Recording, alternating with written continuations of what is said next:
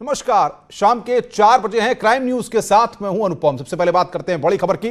Gorakhpur police ने 15,000 के इनामी बदमाश रूपेश साहनी को गिरफ्तार कर लिया है। पुलिस ने बदमाश के पास से तमंचा और कारतूस भी बरामद किया है।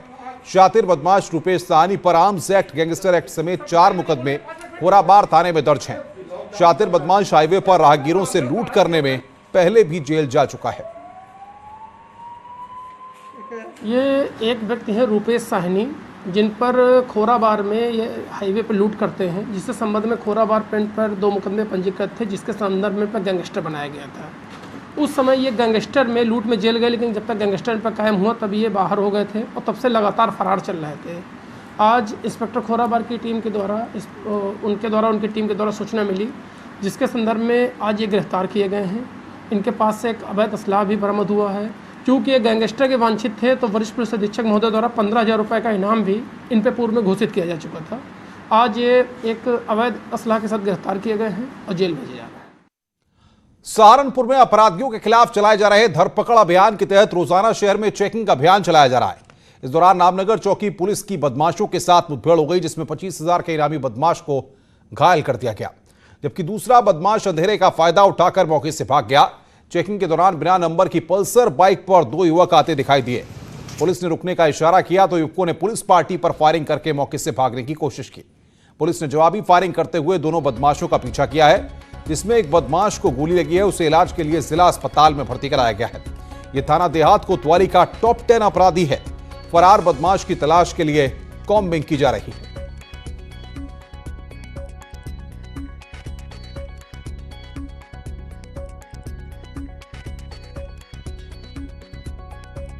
पल्सर थी बिना नंबर की, संदिग्ध प्रतीत हुई, पुलिस ने रोका, लेकिन उन्होंने पुलिस के ऊपर जो है फायरिंग करी है। पुलिस ने पीछा किया उनका और बार बार ही पुलिस के ऊपर जो फायरिंग करते रहे, तो पुलिस के द्वारा जो है आत्मरक्षार्थ जवाबी फायरिंग करी गई। एक बदमाश मौके का फायदा उठा करके भाग गया, जिसकी कॉम्बिंग की जा रही थी, और दूसरा बदमाश जो है जिसको देखा गया तो उसके पैर में चोट लगी है। खबर मथुरा से है, जहां पर बेखौफ युवकों ने बियर उधार नहीं देने पर दुकान के सेल्समैन को गोली मार दी, जिससे वो गंभीर रूप से घायल हो गया। लोगों ने गोलीबारी की सूचना पुलिस को दी। मौके पर पहुंची पुलिस ने घायल सेल्समैन को नजदीकी अस्पताल में भर्ती कराया। यहां पर उसकी चिंताजनक हालत को देखकर मथुरा के जिला अस्पताल के लिए रेफर कर दिया गया। बताया जा रहा है कि कस्बे के ही रहने वाले युवक ने सेल्समैन से उधार बियर मांगी और मना करने पर उसे गोली मार दी।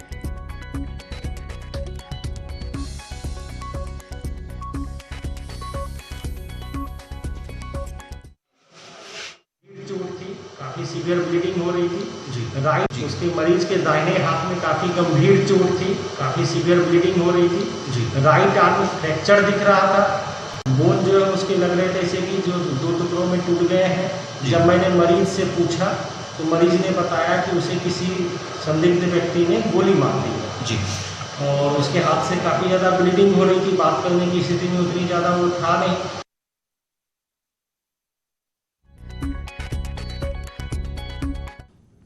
आगे बढ़ते हैं। खबर मैनपुरी से है, जहां पर एक युवक की हत्या कर दी गई। आशंका है कि रुपयों के लेन देन के विवाद में उसकी हत्या की गई है।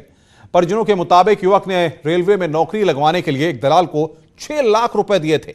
नौकरी नहीं लगने के बाद वो पिछले 1 साल से अपने रुपए वापस मांग रहा था।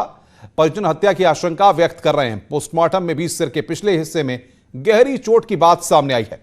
इसके बाद पुलिस भी इसे हत्या मानकर मामले की जांच में जुट गई है। ये इनकी साइकिल मिली और फिर थोड़ा घर पे शंका हुई कि ये कहाँ चले गए। फ़ोन ऑन किया, फ़ोन स्विच ऑफ गया। फिर इनको ढूंढा गया, ये नहीं मिले। 14 को पूरी रात ढूंढा गया, 15 को पूरे दिन ढूंढा गया। फिर 15 को ये शाम को एक खेत में, मक्का के खेत में मिले, और इनकी डेड बॉडी को देख के ऐसा लग रहा था कि काफ़ी मारपीट हुई है उनके साथ। वहीं आजमगढ़ में 2 दिन से लापता लड़की का शव मिलने से हड़कंप मच गया। रेप के बाद आपको बता दें कि लड़की की हत्या का शक जताया जा रहा है। परिवार वालों ने पुलिस पर लापरवाही का आरोप लगाया। आक्रोशित ग्रामीणों ने आजमगढ़ बलिया राजमार्ग को जाम कर प्रदर्शन किया। मामला मुबारकपुर थाना क्षेत्र का है। सूचना के बाद भारी संख्या में पुलिस फोर्स को तैनात कर दिया गया है। और बड़ी खबर इस वक्त आ रही है, बाराबंकी ब्लाइंड मर्डर में बड़ा खुलासा हुआ है। पत्नी की हत्या के आरोप में पति को गिरफ्तार कर लिया गया है। पत्नी के शव के 6 टुकड़े किए बैग में शव को भरकर हाईवे पर शव को फेंका गया था। जींस और बिजली के बिल से सुराग मिला है। लखनऊ से फिलहाल आरोपी पति को गिरफ्तार कर लिया गया है। बाराबंकी में ब्लाइंड मर्डर केस था। पुलिस को काफी मशक्कत करनी पड़ी और तब जाकर के इस मामले का पुलिस ने खुलासा कर दिया है। पति को गिरफ्तार किया गया है। और अब खबर सोनभद्र से, जहां पर जमकर लाठी डंडे और कुल्हाड़ी चली। घर में घुसकर मारपीट कर महिला समेत 3 लोगों को घायल कर दिया गया। कुत्ते के बकरी को काटने को विवाद खड़ा हुआ। स्वास्थ्य केंद्र में घायलों का इलाज फिलहाल जारी है। घायलों में से एक की हालत नाजुक बनी हुई है, जिसको ट्रॉमा सेंटर के लिए रेफर किया गया है। तस्वीरों को आप देखिए किस तरीके से सोनभद्र में जमकर लाठी डंडे चले। ये सोनभद्र की तस्वीरें हैं जहां पर विवाद था और उसके बाद लाठी डंडे और कुल्हाड़ी वहां पर चली और 2 पक्ष आमने सामने आ गए। महिला समेत 3 लोग इसमें घायल हुए हैं। जानवरों के काटने का विवाद खड़ा हुआ, उसके बाद फिलहाल दोनों पक्षों में तनाव बरकरार है। गोरखपुर से खबर, जहां पर 17 साल की किशोरी के साथ गैंगरेप की घटना सामने आई। पीड़ित किशोरी की मां ने गांव के ही 2 युवकों पर गैंगरेप का आरोप लगाया है। वहीं किशोरी की मां की तहरीर पर पुलिस ने केस दर्ज कर लिया है और दोनों आरोपियों को गिरफ्तार किया है।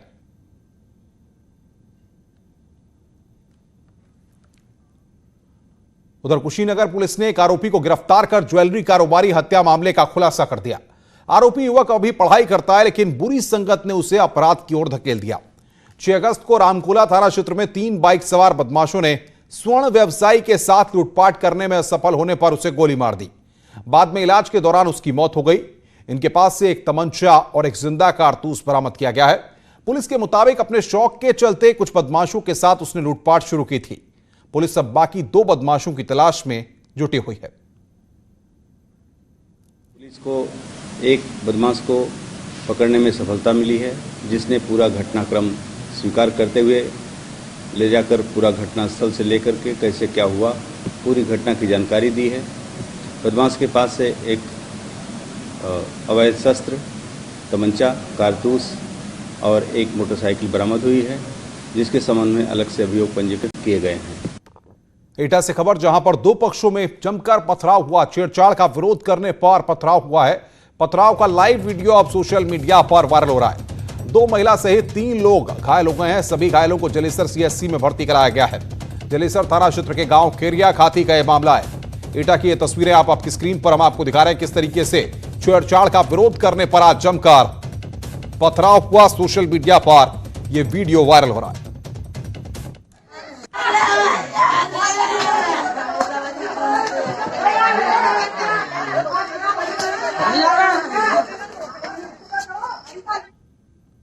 वहीं जौनपुर से भी कुछ ऐसी ही तस्वीरें सामने आई, जहां पर जमीनी विवाद में 2 पक्षों में जमकर मारपीट हुई। मारपीट में दोनों पक्षों से 6 लोग गंभीर रूप से घायल हो गए। इस मारपीट का वीडियो सोशल मीडिया पर वायरल हो रहा है। वीडियो में लोग एक दूसरे पर लाठियां बरसाते दिखाई दे रहे हैं। पुलिस अब मामले की जांच पड़ताल में जुटी हुई है। मामला बदलापुर थाने के उदयपुर गिलहवा गांव का बताया जा रहा है।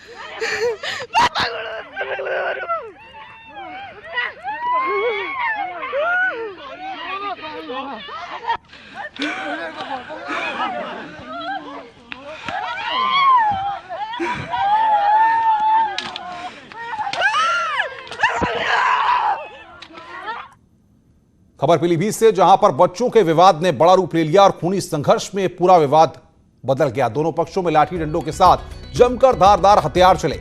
इस खूनी संघर्ष में दोनों पक्षों के 10 लोग घायल हो गए। पुलिस ने सभी घायलों को उपचार के लिए पूरनपुर सीएचसी में भर्ती कराया है। वहीं दोनों पक्षों की तहरीर पर मुकदमा दर्ज कर लिया गया है और मामले की जांच में पुलिस जुटी हुई है।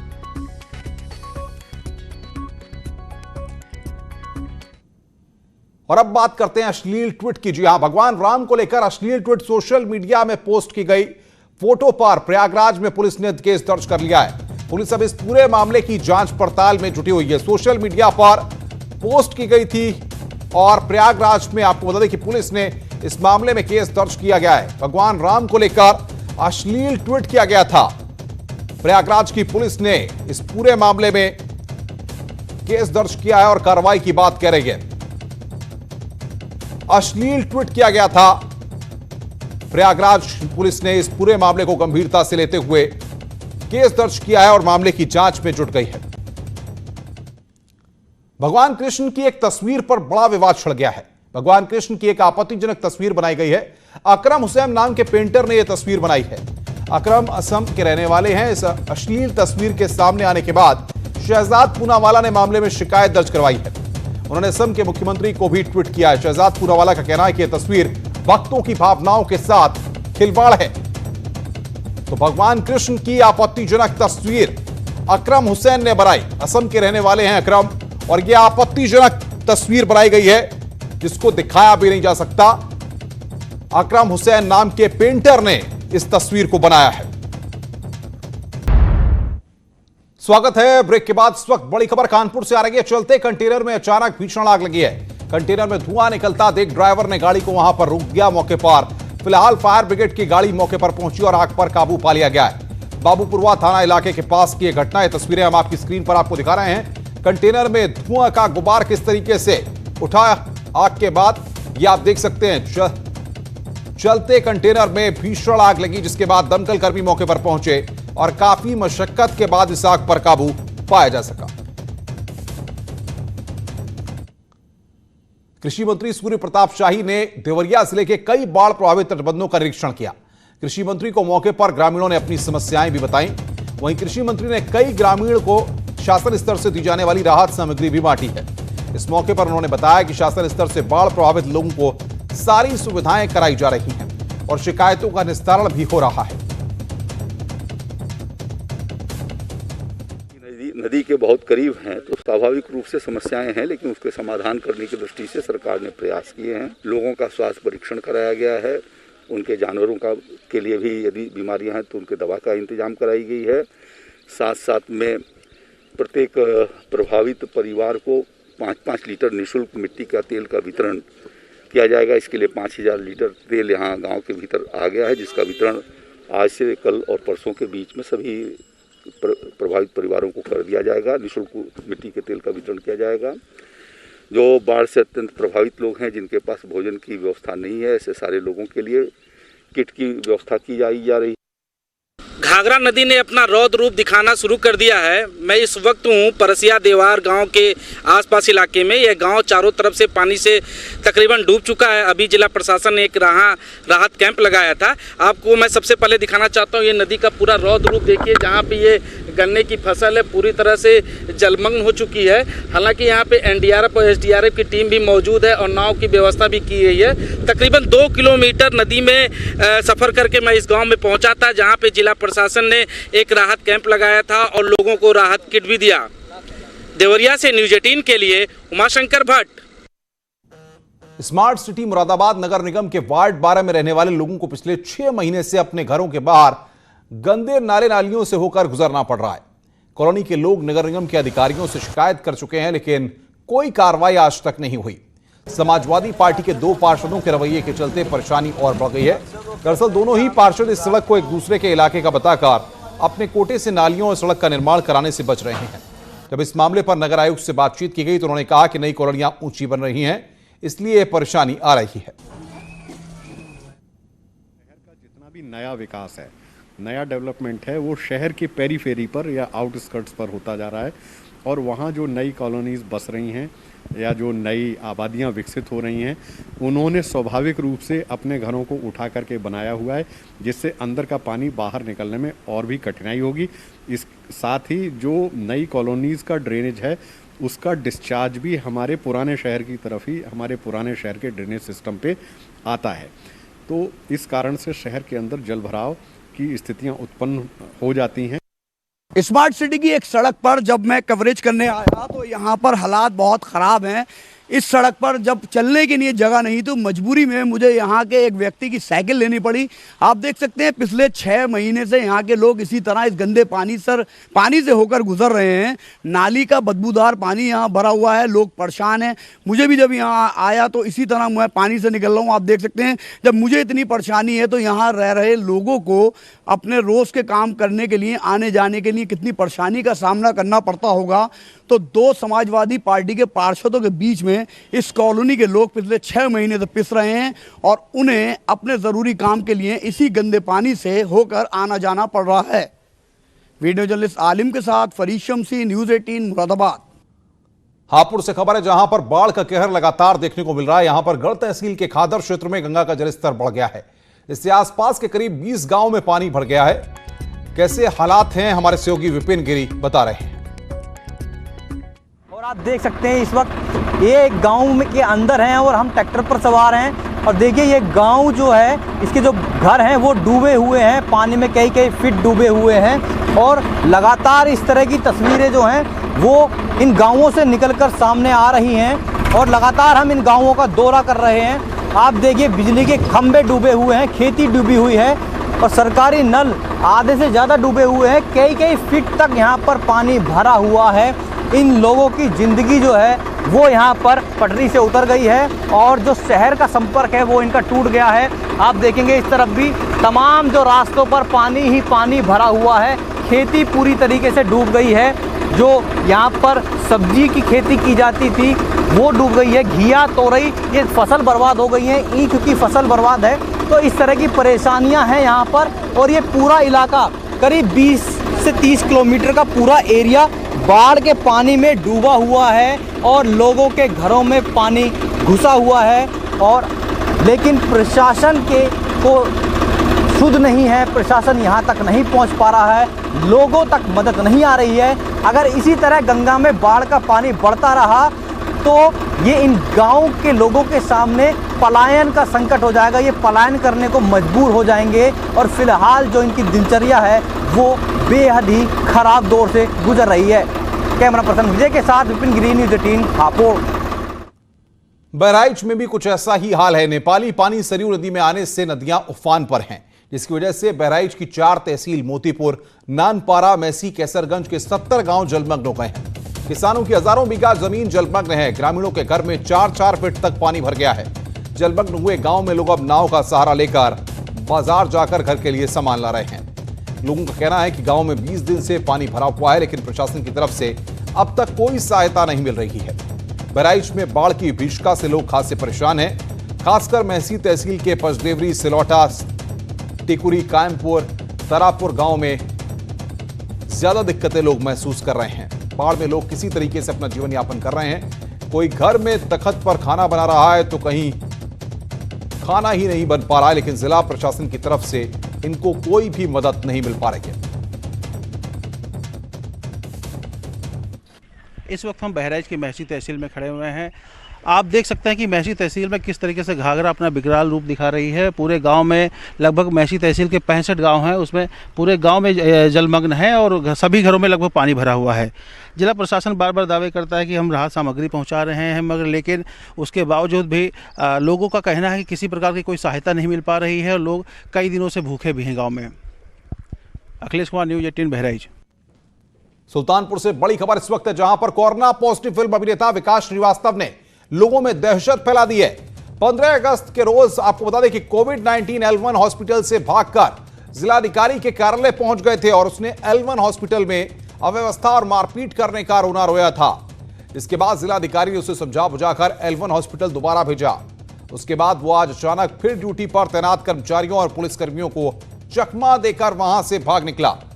अधिकारी हवाला दे रहे हैं कि उसे छुट्टी नहीं दी गई है। फिल्म अभिनेता फिर टहलने और चहलकदमी का वीडियो अब सोशल मीडिया पर खूब वायरल हो रहा है। फिलहाल इस तरीके से कोरोना संक्रमित व्यक्ति का एटीएम या सार्वजनिक स्थानों पर जाना कहीं ना कहीं और ज्यादा लोगों को संक्रमित करेगा। फिलहाल पुलिस की टीम फिल्म अभिनेता को पकड़ने के लिए लगा दी गई है। और अब बात करते हैं निजी स्कूलों की मनमानी की। कानपुर में निजी स्कूलों की मनमानी के चलते शहर में अभिभावक लगातार आंदोलन कर रहे हैं। इसी कड़ी में आज सरसैया घाट में अभिभावकों ने प्रदर्शन किया। दरअसल अभिभावकों का कहना है कि कानपुर में जिला प्रशासन की लापरवाही से निजी स्कूल फीस कम नहीं कर रहे हैं और शहर के सर पद्मपाद सिंघानिया, स्वराज इंडिया समेत तमाम बड़े स्कूलों ने अपनी फीस को बढ़ा दिया है, जबकि शासन ने निर्देश दिया था कि किसी भी हालत में फीस को नहीं बढ़ाया जाएगा। अभिभावक फीस में कुछ छूट की मांग कर रहे हैं। जो बच्चे फीस नहीं जमा कर रहे हैं उनको ऑनलाइन क्लास भी उपलब्ध नहीं कराई जा रही है। जिला प्रशासन उनकी सुन भी नहीं रहा है। यही वजह है कि आज उन्होंने इस तरह का प्रदर्शन किया। इससे इस दौरान पुलिस ने उन्हें रोका और उन्हें हिरासत में भी लिया। आपको बता दें कि न्यूज़ 18 उत्तर प्रदेश लगातार फीस के मसले पर मुहिम चला रहा है और हमारी मुहिम का ये असर है कि अब लोगों को भी बाहर निकलना पड़ रहा है और अपनी आवाज को बुलंद करना पड़ रहा है।